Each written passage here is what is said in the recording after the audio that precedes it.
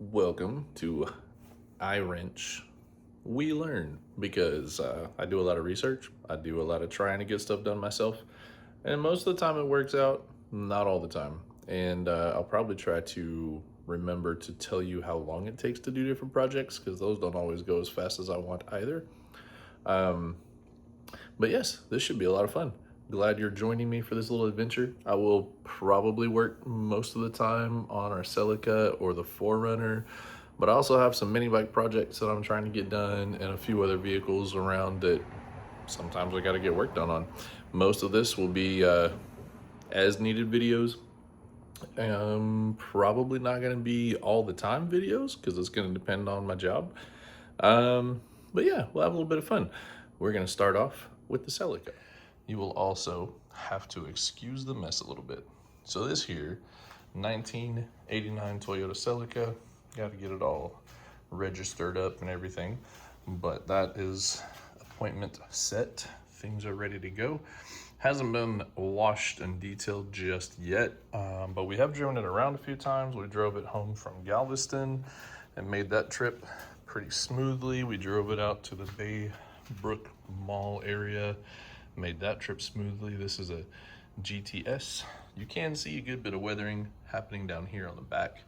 And there's some other spots that show its age, but for the most part, this car is incredibly clean and has been a lot of fun. We're gonna do a little washing interior wise, things like that. But I will see if I can show you one of the first things we're gonna be working on is it's got a rough idle. Let's see if it'll fire up for us today. Now, of course it's gonna tell me or act like there's nothing wrong with the idle because it likes to do that too.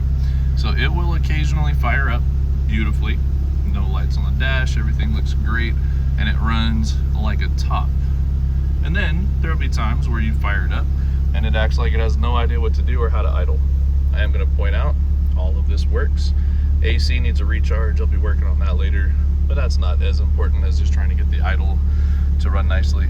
No cracks in the dash, interior, sunroof works, lights are good, back seat is clean, the trunk is clean. This is gonna be such a fun car for us to tootle around in. 62,500 miles on the odometer. Pretty sure that would be 100% accurate. Yeah, we are excited about this project. My wife will probably be in some of these videos too. We'll just have a little bit of fun together. So I'm gonna turn it back off because again, it fired up and did what it's supposed to do this time without the rough idle. I'm also gonna point out Toyota clock still running, radio works, stereo leaves a little bit desired, but we also have the tape deck, and the tape deck also works. So cassette player, you know, good old days, 1989, all of it original. So that is lots of fun. Naturally, it did not misbehave for the video, because why would it? It's almost like going to the mechanic to tell the mechanic that you've got an issue with your car and it has zero issues. So, let's see if I can pop the hood with one hand. I can. All right.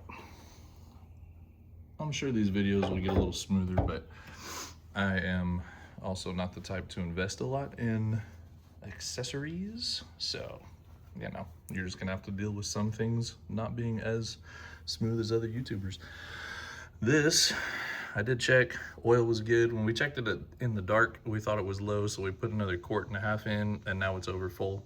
Good for us. We are going to drop the oil and change that.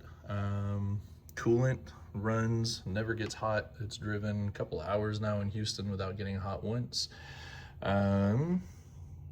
There is washer fluid. That's one of the things that we'll have to fix. Nothing comes out. So a relay fuse or washer pump motor, I don't know what those little things are, sprayer motor is not working. But other than that, things in here are good. Alternator is charging. Power steering is good.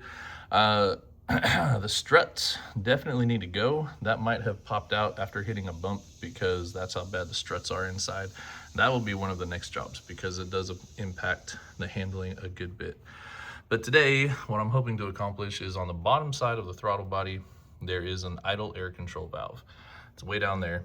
And if you have issues with a vehicle like this, it's fuel injected, computer controls, all that, but it is older. Idle air control valve will get gunky and dirty, and then it'll do things like idle rough on occasion when you start up, or like it did on my poor wife when she was driving it home the other day, it'll just stall out. And this engine is so quiet when you're driving down the freeway or in the roads that you can't hear it when it stalls. So we didn't even realize it stalled. I did it about 3 times on the way home. Yeah, did a little bit of researching, and that is the easy solution. It really should actually be easy, except for the 9,000 vacuum lines that Toyota puts on these older vehicles. So I will probably show you a few of these things. Obviously this is not a factory option, but aside from that, most of this is pretty straightforward. Take off your airflow sensor, might spritz it with some airflow cleaner just to make sure the sensor there is cleaned up. Take off this piece back here, and that'll take out the intake with air filter. And then there's 4 bolts that hold in the throttle body, and like I mentioned, there's like 9, maybe 11 vacuum lines, top, bottom, underneath, and around, and 1 or 2 things to plug in, take out the throttle cable, and then that comes out, and then it's just a matter of cleaning it up, letting it dry a little bit, and then putting it back in. So that should take care of that. We will also be replacing the spark plugs. I checked them, they look used, but they look good, which is a good sign. There's no evidence that any one cylinder is not doing its job better than the others, things like that. So this is a nice little unit. We'll get some camera angles set up and we'll get back to you. All right, so I unplugged mass airflow sensor, plugged there. Pretty easy and straightforward. Has a couple clips. These have some, I don't know what you call this style of clamp, but like a ring style, worm style, I don't remember what they call them. But you unscrew them, and typically they just slide right off. Probably don't need to unscrew both of those because I don't need the whole thing coming apart, but I do want this piece to come off. Look at how easy that was. This is what I was referring to. I think I've seen people call these a worm style because as you tighten it down, it pulls that through. I don't know. Clever names. Don't know if you need clever names for things or not, but hey, there's clever names for them. So I'm taking that off. Then it's going to be a matter of, like I said, undoing what feels like 900 vacuum lines. Let's see if I can show you here. So this unit here, that's your throttle body. You can see inside. Throttle body looks pretty clean from here. I can see a little bit of debris at the bottom of it, so we'll be cleaning that out as well. And then you see that hole right down there. That I presume is feeding into this, which is this little block down here is your idle air control valve. And it lets air bypass basically the throttle plate. Did some more research on this too. So essentially when you're at idle, meaning you don't have your foot on the gas, the butterfly in here for your throttle, that closes, right? When your foot's off the gas, it opens when you push the accelerator. So when it's closed, you gotta still have some air coming in to keep your engine idling. These idle at like 750 RPM, which is pretty low. So that's what that little idle air control system is for. Once it gets dirty, it doesn't let you idle very well, and that is the problem we're dealing with. So there are, 3 vacuum lines there. There is a rather large vacuum line here. You got a plug that I need to unplug, and then when you get underneath this thing, down here, we've got 1, 2, 3, 4 more vacuum lines that I'm aware of. And I believe in one of the videos I saw on a similar model, but not the same, there's even another 1 or 2 in the back that I can't even see yet. So this is going to be a lot of fun. We'll come back to you in a minute.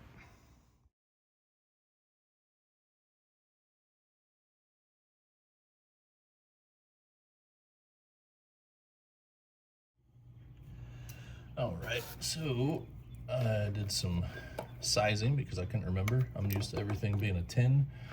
These all happen to be 12s on this here throttle body, and they're already pretty loose because I cracked them loose while y'all weren't looking.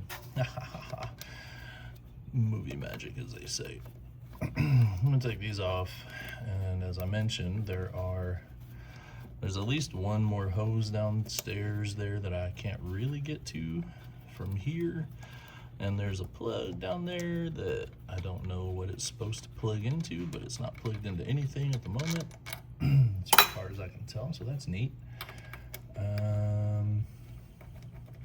Yeah, I'm gonna pull these four. Oh, I did take the throttle cable out as well, because you kind of have to do that to get the whole thing off. You don't want to take it out of the bracket or take the bracket out, because that actually helps hold it to be at the right length and distance for everything.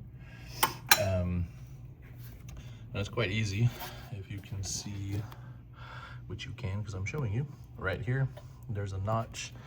The end of your throttle cable has a little barrel pin head on it. You push this all the way back with your hand, and it makes slack in there, so you can just slot that barrel pin in, push it closed, it'll reattach the throttle cable. In my case, I pushed it all the way down, then pop the throttle cable out. Pretty easy to do. Another thing I did learn while I learned about this, disconnect your battery before you start fiddling with your throttle body, because it does have a computer. If the battery is still connected, the computer will read every time you move the throttle, or the throttle plate on the inside if you're doing it manually while you're cleaning, if it's connected, I mean. And that will play with the settings in the computer, which will make it think different things even though there's no airflow through it. So best practice, disconnect the battery. Also, to reset the computer's temporary files and thinking, you unplug the battery for 10 minutes anyways, give or take, maybe a little longer depending on the age of the vehicle. Doing this will clear what it thinks it knows about your airflow, and when you plug it back in, fire it back up, it's going to rerun the whole process of figuring out how much air it needs, what's the airflow, yada yada yada. So that's two reasons why you should unplug it, but you should also unplug your battery before you start fiddling with a motor, so you don't do something that starts your motor. And I am seeing that this throttle cable has had better days. Could be a interesting thing to have to look into fixing too. Anywho, that's for a later date. We're going to keep working on the throttle body. Come back in a minute when I get these four bolts out. The two top ones are shorter than the two bottom ones, they're longer, FYI. And once I get this detached, I should be able to get the cables and lines off the bottom. All right, so this hasn't been off in a long time. Probably would wish I had a better gasket to replace that with. I don't have one on hand at the moment, so that could be a thing I'm going to look into. Not sure how easy that'll be to find. And there is the one vacuum line down there I haven't disconnected yet. Here's this connector that I don't know what it's supposed to connect her to. Hopefully I'll figure that out when I take the throttle body out. And then there's one big hose on the bottom of this that I'll need to disconnect, and then I'll be done. I did have to get the rubber mallet to encourage the throttle body to come loose. You know, encouraged. Okay, we're back. So, got this off. Let's see. It was facing that direction on the engine. So when I took it off, it has this really big, sorry, made it focus on the wrong thing there. It has this really big pipe on the bottom that had a vacuum line, and then it had this rear tube that had a vacuum line. So that's 1, 2, 3, 4, 5 underneath. 1, 2, 3, 4. So yeah, I was right. 9 or 9 billion, might as well be, vacuum lines on this. You can see in the lighting here, this is the front side. This is the side that should be a little cleaner. Has some gunk to it. It'll clean up a little better. The back side, I don't think that's ever been cleaned, so it's got a lot of junk in it, lots of debris. So I'm glad we're doing this.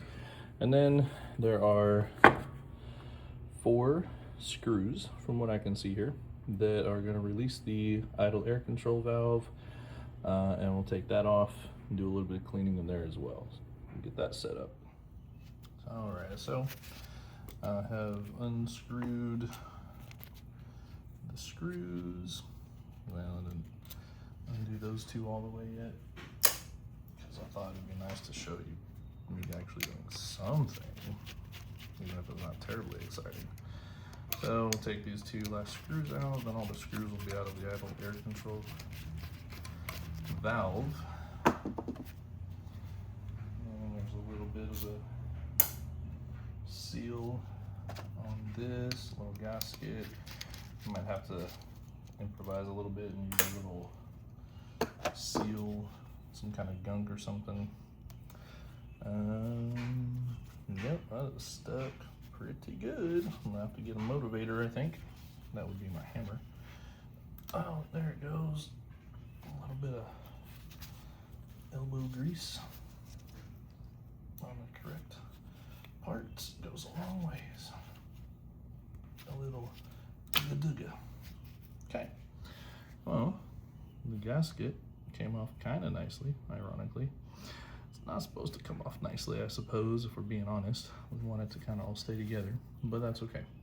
So, throttle body, idle air control valve circuit. I don't know if it'll show in the light in here, but that is pretty dirty on the inside. So we're gonna get some brake clean, spritz it up. This side is definitely looking gunky. So yeah, we can clean this sucker all up. I've seen a few videos that recommend using microfiber cloths while you're doing this, or some very gentle brushes for the inside of this. But thing to note, and this was, I'm glad I saw it in a video, the inside of this has some kind of a Teflon type of a lining that is there to control the shape of the air going through your throttle body. Sounds funny, but it does make a difference. So if you get a hard tool like a screwdriver, something with metal edges, and jam it in there trying to break up gunk, you can actually score up the inside of this, which will cause the air to go in different patterns, I guess, for lack of a better word. And that actually will impact the performance of the engine, the performance of the throttle body. You don't need to go spending a few $100s to get a new throttle body just because you weren't careful with cleaning. So keep that in mind. Pretty useful, something important to bear in mind and note. So there you go. That was a thing I learned just today, and I'm gonna clean a little bit of this up. So yeah, we'll be back in a minute. The splatter on that dresser from the brake clean, that could be a problem. I don't have any idea. My apologies if it is for someone.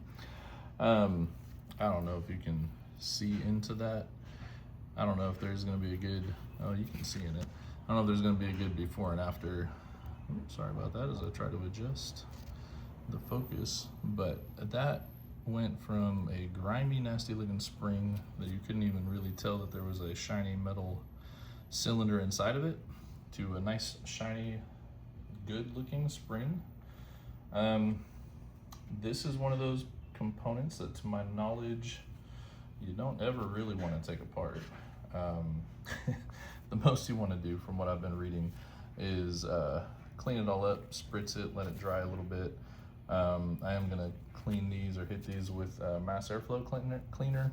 It's a little bit different, dries a little bit differently. When I try to take care of this, but that went from being very nasty looking on the inside and around this, which I didn't realize this was a grommet with a rubber seal around it.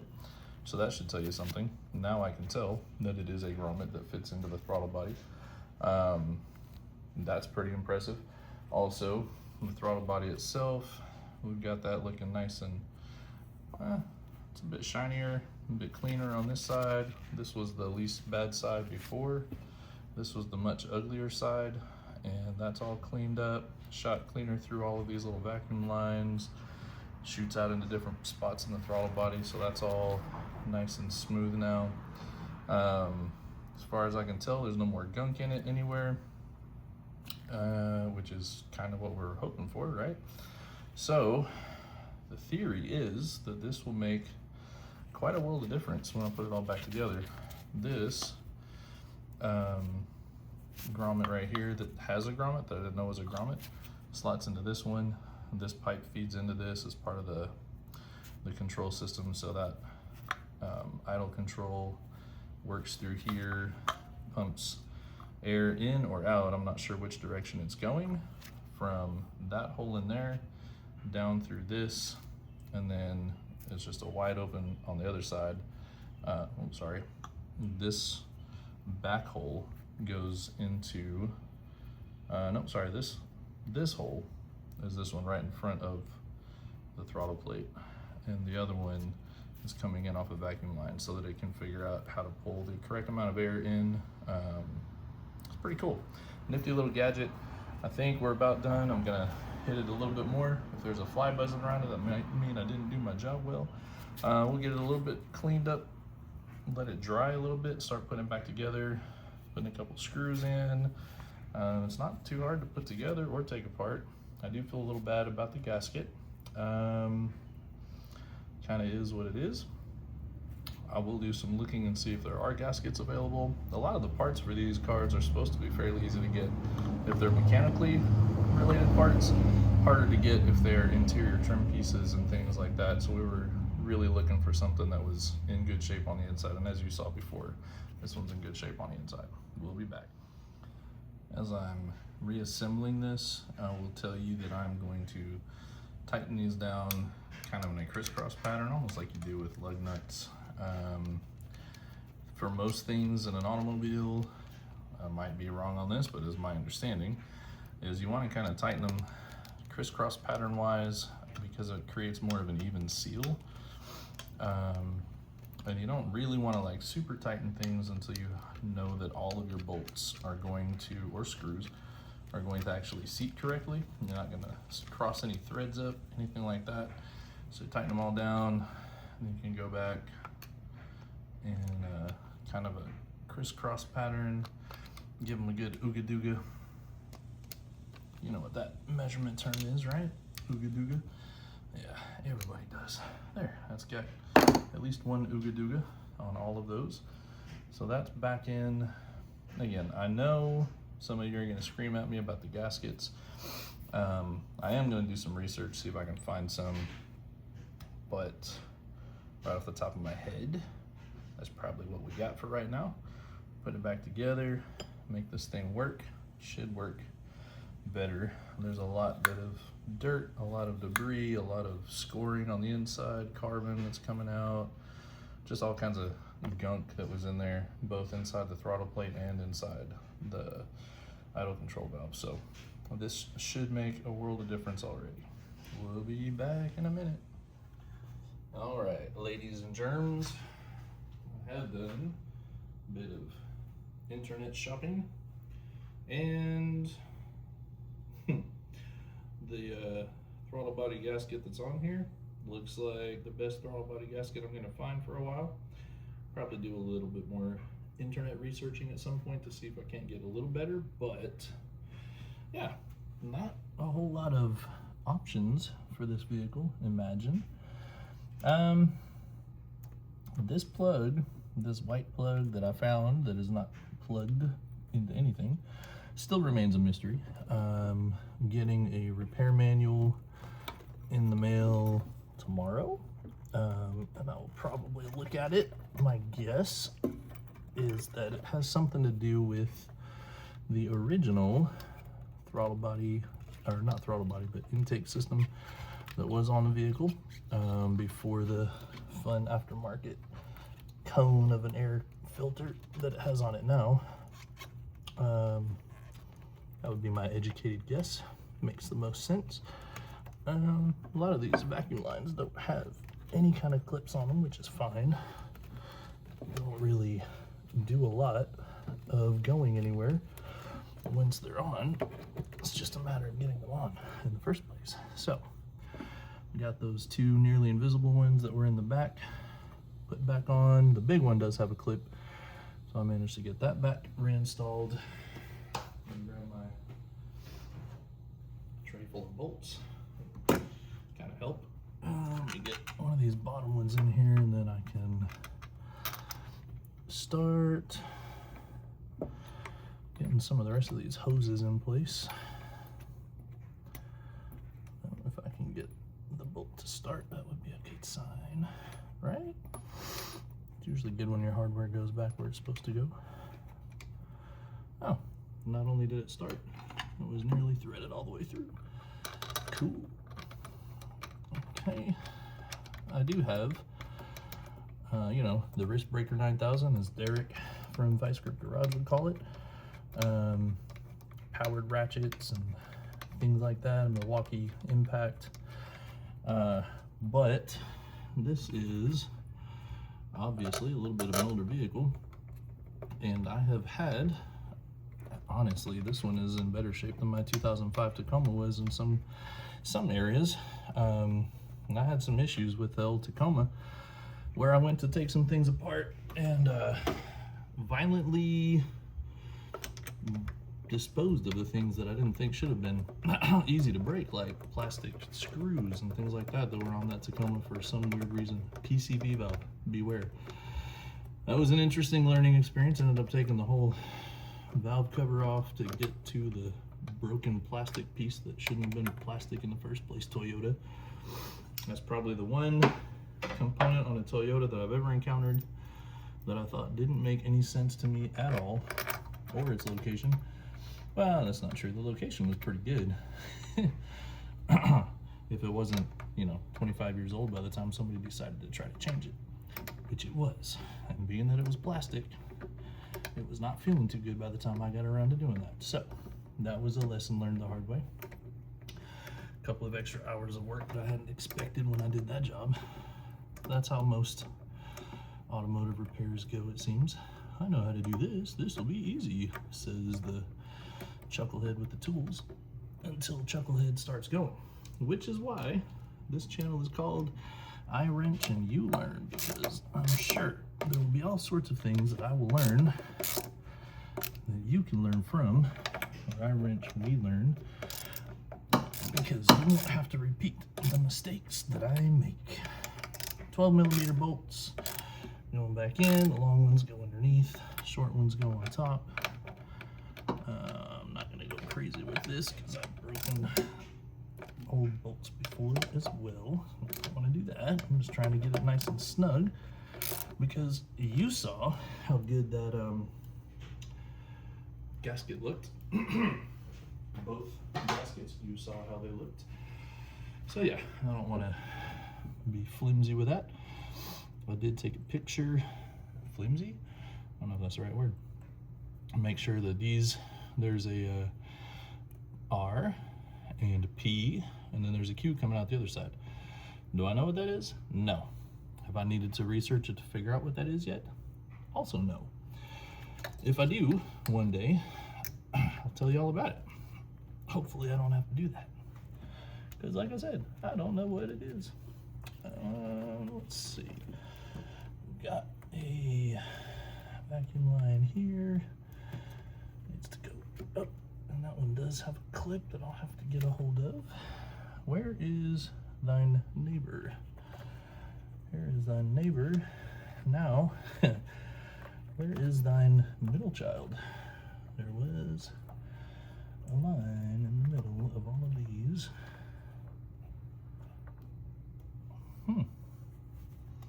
It was a short line. This one goes up here. Well, it's not that one that I'm missing. I'll have to do some fishing for that. This guy goes right down here. This one probably should have a clamp. Does not. Cool. Making a mental note. Hello. Where is? That is connected to that. It's connected to something. Interesting. Ladies and gentlemen, the thing that you don't want to do is lose a vacuum line. Not even sure how I would say I lost that. But it does seem to have wandered off on me. I'm gonna have to adjust my light, do a little bit more looking. So I'm gonna pause that because I'm sure I'm gonna knock the camera over while I do this. All right, folks, here's what I'm doing. Move my light around. I am undoing all of that hard work, because my suspicion is that I have buried this missing vacuum line somewhere random in here, and it's probably, you know, if it was a snake, it'd probably be dead. But I'm still not finding it, which is kind of fascinating. Might have to rewind the video and look at what I unplugged and where it came from. This is very peculiar. How does one go about losing a small little vacuum line like that?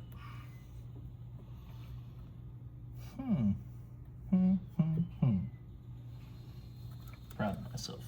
The first video I've tried to make on this little channel, and everything was pretty good except for misplacing a vacuum hose. That is something special. There's these two guys, which, oh, that's funny. Those two guys are the same guys who go to the same place. And see, the problem is there's a little guy down here, and there's nothing to plug onto. Said little guy down there. Why is that? Is what I would like to know. Because there was a little guy to unplug off of it when I started this project. How peculiar. Might have to pause you again. I thought maybe by undoing this I'd find him right away. Not yet. Well, folks, you can't really make this stuff up. So, I won't bother to try to tell you that it was obvious. This right here goes to this right here. And that sucker had fallen all the way down, I don't know, the depths of the engine down there. That was insanity. So, I just spent a good 20 minutes sticking my arm down into places that I don't like sticking my arm into, just to try to find one little vacuum line that wasn't connected to something else already. But I had the victory, and I found it. And if that vacuum line was supposed to be connected to something else, and it was just flopping around down there and I didn't know it, well, isn't that just interesting? Because it's connected to this now, by golly. And my sense of faith in my guessing says that that's the right spot for that hose to go to, because it's the right diameter. I don't really have any idea where else that hose would connect to, and it shouldn't be just hanging around down there catching air under the car. So we're gonna trust that that is where that belongs. But that was kind of wild. I even put the car up on a jack just to get down there underneath the car and roll around and realize I can't see nothing from down there. Too many shields, you know, things doing their job for a guy like me to see anything that wasn't connected. So I had to come back up top, do some fishing. My word. Well, hope that was entertaining for y'all. It's probably somebody watching this video that's giggling, saying, yep, happened to me too that one time. Too bad you weren't here to tell me that I should have put some sort of clip on my one itty bitty vacuum line that just disappeared into the depths of my engine bay. That would have made life entirely too easy though, wouldn't it? Y'all are here, I would imagine, for the entertainment of watching a nerd who researches stuff have problems like that just as much as you are to learn things. So, I would hate to deprive you of said learning experiences. That would just be a terrible thing. And here is the other end of that hose. There it is. So, you know, I very much am just a guy who really enjoys getting into the engine, making things work better, doing some internet research, turning some wrenches. That's what I'm all about. So, hopefully this has entertained someone. And now I got this thing wrapped around something that shouldn't be wrapped around, so I can't get the other end of it back up. That's funny. Oh, I see what I did there. Yeah, moved things a little bit whilst I was trying to find my lost vacuum line. Speaking of, it just came undone again. Let's not do that, please. Thank you. All right, little buddy, where'd you go now?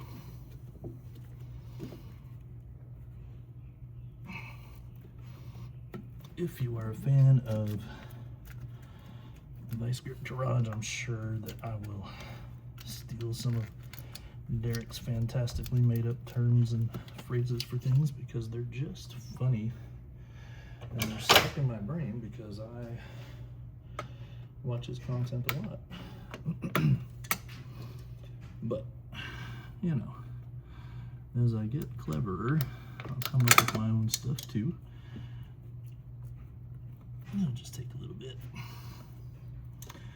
When you got such a wealth of good things to say, it's hard to veer away from those sometimes.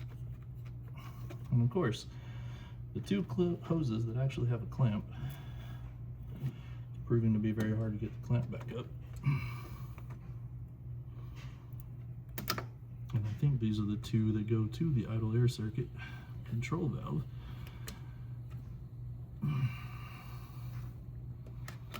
Don't know why these two would be the only two that have one, unless I'm just the victim of some home mechanics being a little lazy.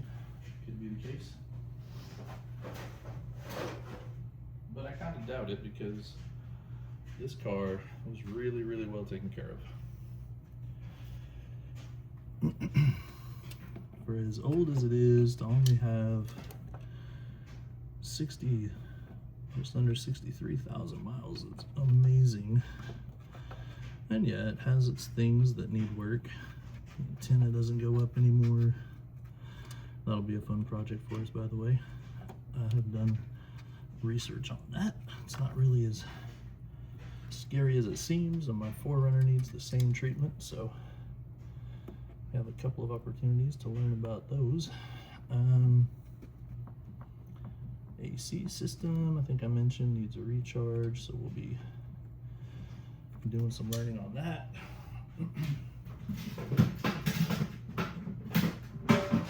The AC system, by the way, interesting challenge because the AC system, sorry, I'm trying to find a different wrench, or I mean a pair of pliers to use here. And seems like we don't have a lot of pair of pliers. Here's one. Does that trip over my own toolbox? The car is supposed to have R12 refrigerant in it because, you know, it's kind of old and that's what we used way back in the days. Those R12 refrigerants are not bueno for the environment. I suspect is what they're not good for. And so should be using, is it R34, I think is the current best option. But I went to the auto parts store and got a can of R12 refill, and that does not fit on the ports in this little Celica, which makes me think, seeing how this car did, from what I've researched, lived most of its life in Austin, I'm kind of thinking somebody might have already done the refrigerant, converted it to R34. I don't know if you should have a sticker that says you did that, like if I should be able to see something that tells me that that conversion was done. I'm not sure, so that's something I've got to work out. Yeah, I have the stuff that lets you refill. Yes, I'm still fighting the same clip for the same hose. I have the can and the adapter and all this stuff to refill regular refrigerant, the R34 stuff that's on modern vehicles. So my theory, yeah, I did it, is that I should be able to put that can on, or at least the tester that comes with it. If it is running R34 still, I should be able to put that can on there, test it out, see how it's looking, and if that one fits, then it does have R34. That's my theory. That's what I'm gonna work with. Folks, I seem to have buried yet another of my vacuum lines. Where in the world? That's a big one. It shouldn't be able to just disappear. Who knew that this would be this complicated? That is interesting. Ladies and gentlemen, sometimes I'm just special like that. This is kind of a good sized one that shouldn't really have fallen anywhere, so it can't have gone far like that other one did. Oh, it's just right in front of me like a snake. Let's just quickly put this on, pretend that didn't happen. Just like that. Cool. There we go. Yep, moving right along swiftly as possible. That is plugged in. There are no more vacuum lines that are not connected to vacuum line things. Going to go ahead and put these bolts in before I forget on the bottom. And then I think I'm getting a lovely message saying that my battery's kind of trying to run low. So I might have to put y'all on pause while I put the filter back in place. And the throttle body cable, and then the throttle cable back on, and then we'll pick it back up in a minute. All right. Well, this is nearly the end of the line here for this particular part of the project. I am going to tighten this down a little bit more than what it felt like it was tightened to when I took it off, because that seemed a little bit on the loosey-goosey side. And if it's going to hold my air intake in place, I'd kind of like it to be less loosey and goosey. Alright, that one doesn't twist. I've already plugged in the airflow sensor there.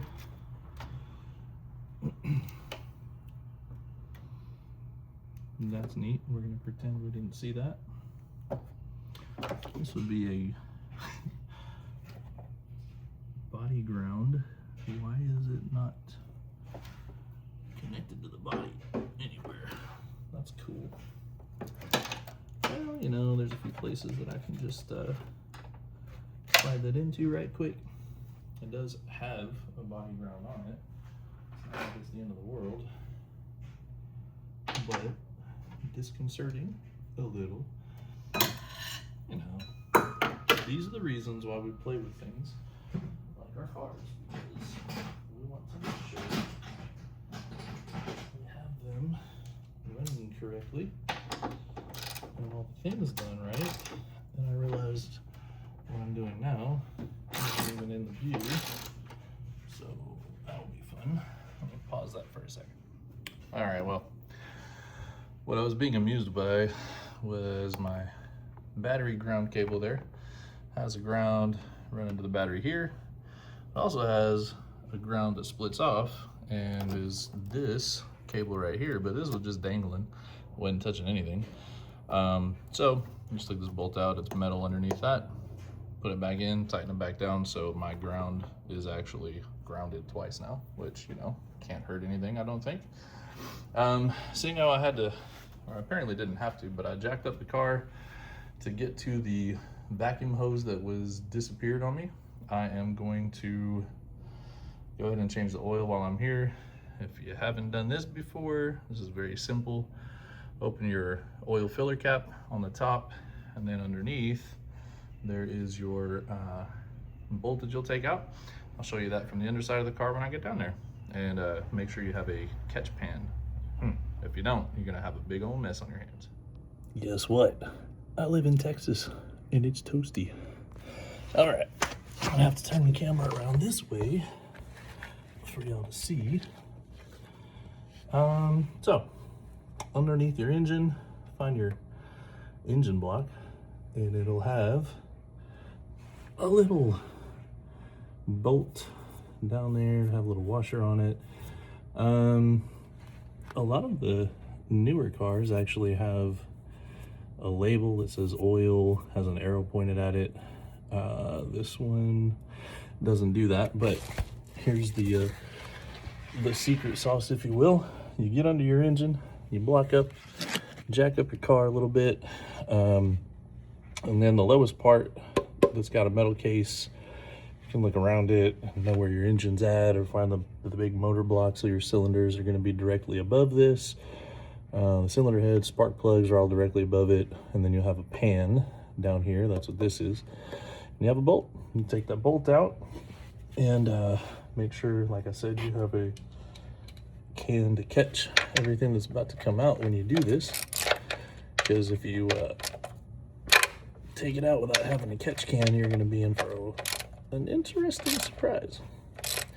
Oh, it's already loose enough for it to start dripping a little bit, so I do have a rag, well, a carpet underneath mine that I use to try to help catch the drips. If you remember, I did tell y'all I overfilled this.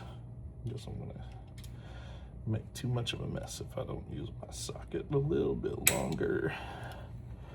Just have to clean the socket up a little bit when I'm done.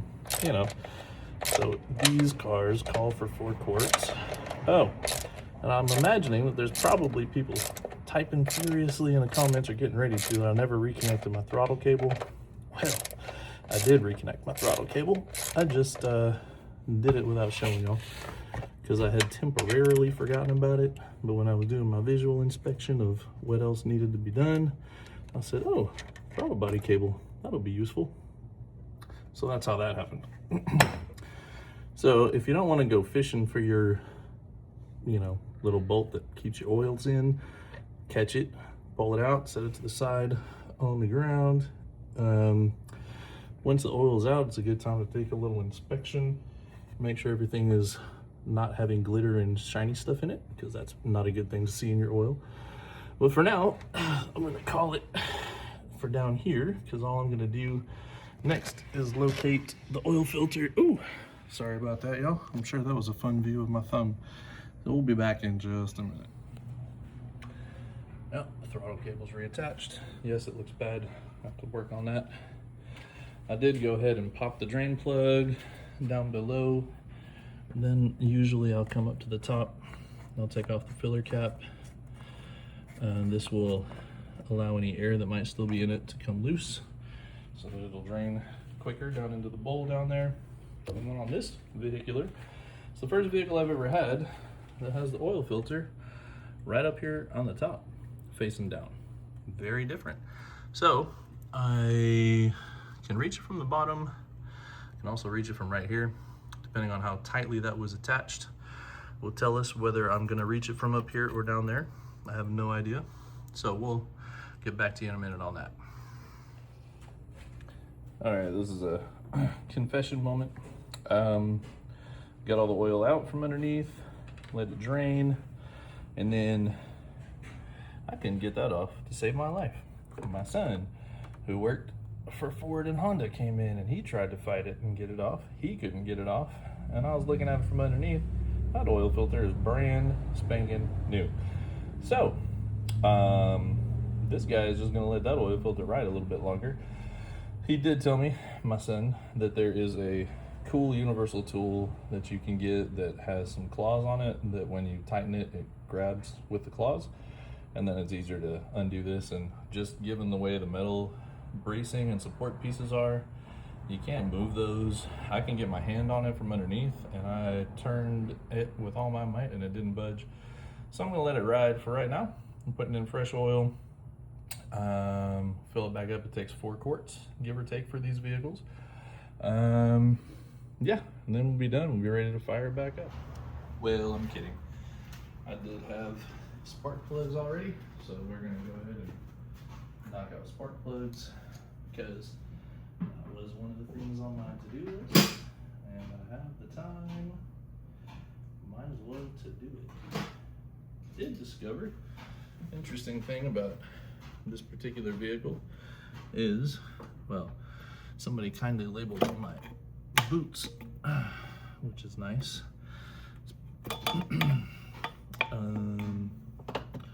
Boots is not actually what these are. I have completely lost the correct name for these. They go on to your spark plugs. Yeah. Anyways, we'll come back to that detail that I've forgotten completely right now. Maybe that is the right term. I dropped it back down to the ground, so that's nice. I'm not gonna roll it off the jack or anything while I lean over this because it is a little bit lower than some of the vehicles I work on. This, when I was checking the spark plugs the other day, little rail in the middle here that holds the man, I want to call it an injector boot. There we go. No, it's not the injector because that's on a different part of this car, but that's the job it plays. Spark plug boot? Sure. Sounds good. I should just be like Derek and make up a name for it. Anyways, this thing, little Phillips head screws hold this little very thin, well, not very thin, it's pretty durable, but just a thin metal rail. And you can take out a spark plug without taking this off, but by golly, putting one back in, well, that's a whole nother trick. And it's only 8 screws, and then this lifts right out, and you just set it to the side, get your spark plugs out the easy way. So much better. You'll note I am a fan of the easy way. In the case of the oil filter, that was not so much being a fan of the easy way as it just wouldn't come out. And I don't have the tool for it. I'm not going to go buy the tool for it right now because that's just kind of unnecessary. But it was weird, very surprising. One of my boys has this from his job because he does spark plugs there more often. I need that adapter, don't I? Otherwise it won't work. Excuse me. Let me go grab my extension. There, we'll try that again. So that was very kind of them to have these lovely tools. I have one son that currently works for AutoZone, so I appreciate his discount on things. Other one worked for Honda for a while, then worked for Ford for a while, doing lube tech and all those kinds of jobs. And between the two of them, we have amassed a pretty decent sized collection of tools. Trying to do our own work these days, which is why I thought iWrench We Learn could be entertaining. Plus, I made some glorious mistakes slash projects out of my Tacoma that a lot of people wished I had shared. So I thought, you know, might as well learn from my mistake and start sharing. All right, well, I've got those all loose. I'm gonna pull them out, grab the new ones, and I'll be back. Alrighty, well, here's the old spark plugs. Oh, let's focus on the spark plug. There we go. And they're dirty, they're used, but from what I've learned, researched, that is a sign of a healthy spark plug. It's just a little corroded, a little bit old, not black, which would be, you know, a bit more of a problem. Doesn't look terrible, in other words. And I am grabbing out the next set. Now I do have a gapping tool that I'm using. I did do a little bit of reading that these spark plugs are supposed to be gapped to point, I don't think the glare is gonna let you see it very well. 0.043 would be ideal. I'm just trying to get them there close to that, but they're a little under, so I'm gapping them to 0.04. I didn't see anywhere on this box that said that these were pre-gapped spark plugs, and I will say though, checking with the previous set of spark plugs that were in it, the gap that's on these new ones is almost the same, if not the same as the one that's on the old ones. So I don't know if it'll make any major difference, but seeing how I did see that technically they want that gap to be 0.043, I am making the gap just a little closer to the 0.4 mark than where they were coming out of the box, because I do like to follow directions. That's where the nerd in me comes in. My wife thinks it's quite funny. I read the directions, but I really enjoy directions. They're there for a reason. So I've got the old ones out, putting the new ones back in. We'll get these tightened back up and then we'll be back. While I was tightening down the spark plugs, my wife came out to say hello, see if I was still alive. And because I have been out here for a couple hours playing around, which is one of my happy places. It's been a busy week. My daughter graduated, so we've had all kinds of graduation things going on. My parents were in town. It's a lot of good busy, but it's a lot of busy, so we picked this up. Haven't really had the time to do anything like oil change, new spark plugs, things like that since we got it Wednesday night. 4 nights ago. We have driven it a good bit, which is how we discovered the, oops, did I just knock it all off the stand? A little bit. Oh, I'm just putting this back on. That's how we discovered the stalling issue. We probably driven it 100 miles since we bought it, just as was, and it was pretty tremendous. But you know, the rough idling and then stalling randomly was kind of weird, so we wanted to get that nipped in the bud. Oh, I think I was saying when my wife came out, when you put your spark plugs back in, you want them tight, but please, for the love of all things, don't tighten them down aggressively to the point where you break your spark plug, because then you've got a whole nother kind of problem. So I get them snug, and I give them maybe a singular ooga, but not even a dooga. No ooga doogas in my spark plugs.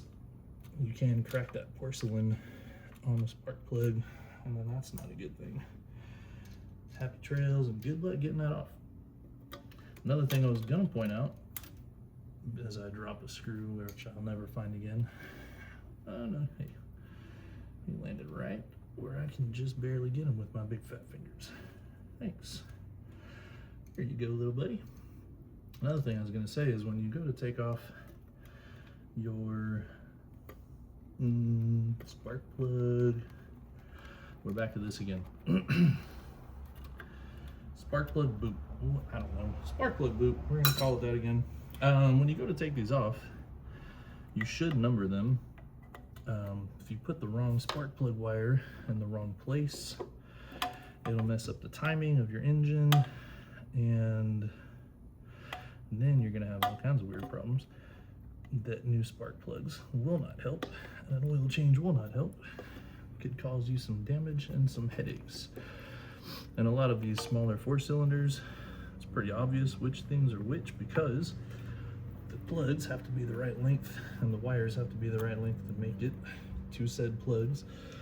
So you have a longer one and a shorter one. That's the case in a lot of vehicles, but if you're playing around with like a V6 and you got 3 on one side, 3 on the other side, or an 8, same thing, 4 on one, 4 on the other, then just take the extra couple of seconds and label it, because that way you'll be a lot faster when you're going to put all your wires back together, making sure you put everything in the correct spot. So, like I said, somebody did that for me on these. It was very convenient and I appreciated it. All right, pause. All right, folks, everything's buttoned back up. I'm going to try starting it. One of the things to note once you've disconnected the battery for a good while and purged the system, so to speak, is it will sometimes run funky for a minute. You'll hear some weird idling, surging, things like that, while the computer is figuring out what it's supposed to be doing with the different airflow, etc. We're gonna try to fire it live well, I mean, you'll get to see it from this side and I'll get to hear it from inside. We'll see what happens. Cross your fingers and your toes if you have them.